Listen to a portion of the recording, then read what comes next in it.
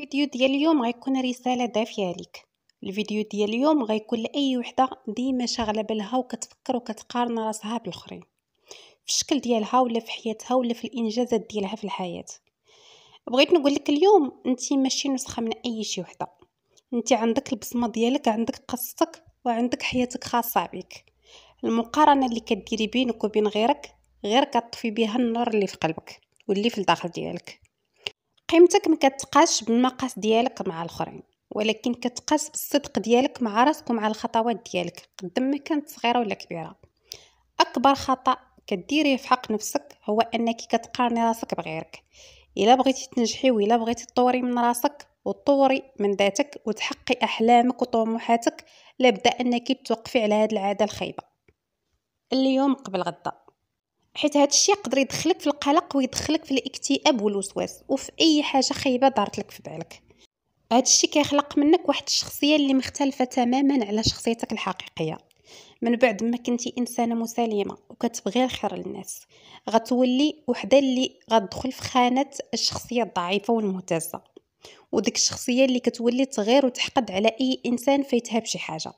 وقت ما شفتي شي وحده كتقولي يا ريت كنت زوينه بحالها، يا ريت كانوا عندي فلوسها، ويا ريت كنت عايشه حياتها. وانت الحقيقه اللي ما عارفاهاش هي ان حتى حاجه في هاد الدنيا ما مثاليه كما كتبان لك. اي حاجه عندها زاويه من الالم ومن اللا مثاليه. حتى شي واحد ما كيعيش الكمال في هاد الحياه.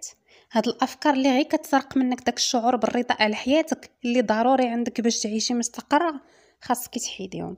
خاصك تقبلي وتحتضني العيوب ديالك، والخايب قبل الزوين اللي فيك. انت عارفه بلي اي وحده فينا عندها المميزات ديالها اللي ما عندها حتى علاقه بالاخرى، واجمل حاجه فيك هي انك ما كتشبهي لتا شي وحده. جلسي غير بوحدك وسولي راسك شنو كتبغي وكتحماقي عليه في راسك وفي شخصيتك. علاش كتقارني حياتك بحياة الناس اللي ما كتعرفي عليهم حتى شي حاجه وما كتعرفي على حقيقتهم حتى شي حاجه؟ غتكوني زوينه من تقدري ذاتك وتثقي بالخطوات ديالك، واخا ما تكونش سريعه بحال الاخرين. المهم انك توصلي.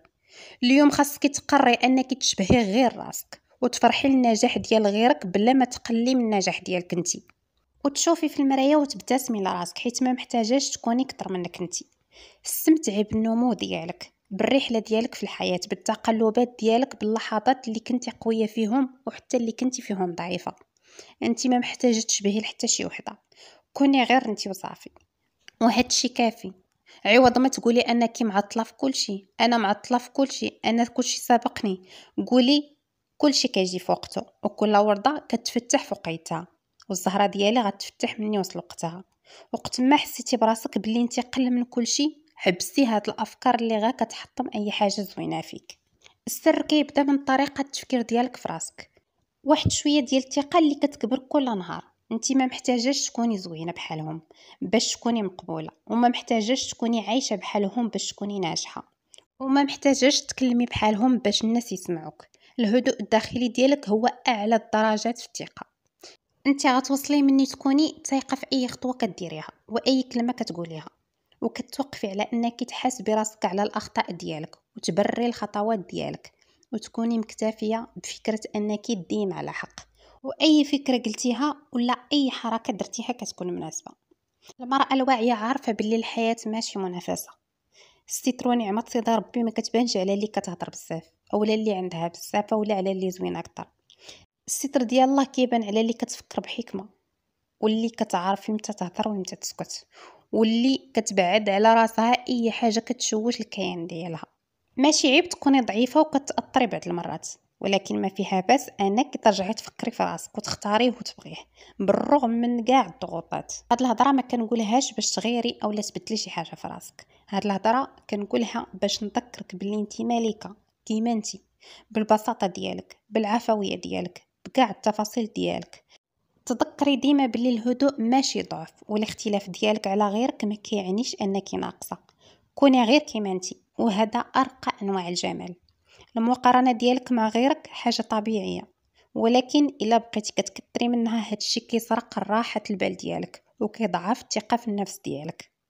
الدنيا عامره بعيالات مختلفين، كل وحده عندها ظروفها، وكل وحده عندها القدرات مختلفه على الاخرى، وكل وحده عندها اولويات مختلفه. داكشي اللي كيناسب الاخرين ماشي بالضروري يناسبك حتى انت. تذكري كاع داكشي اللي حققتيه ووصلتي ليه، واخا يكون حاجه بسيطه. شوفي المسار ديالك اش فيه، ما تشوفيش في الانجازات ديال الاخرين. قارني راسك مع راسك قبل كيف كنتي وكيف وليتي. النجاحات وداكشي اللي كتشوفي غيرك وصلوا ليه موراه تحديات، موراه وجع، موراه مجهودات، مورا الكواليس. عمرك تضيعي وقتك وتجلسي تفكري الاخرين اش داروا وانتي اش ما درتيش. ربي اللي وصلهم وعطاهم قادر يعطيك تانتي ويعطيك اكثر منهم. ركزي على الحوايج الزوينه اللي فيك، وعلى المواهب اللي عندك، وعلى داكشي اللي قدرتي توصلي ليه بلا حتى شي حد ما يعاونك. الا وصلتي هنايا وكملتي الفيديو وعجبك المحتوى، نتمنى تشرفيني بالاشتراك ديالك.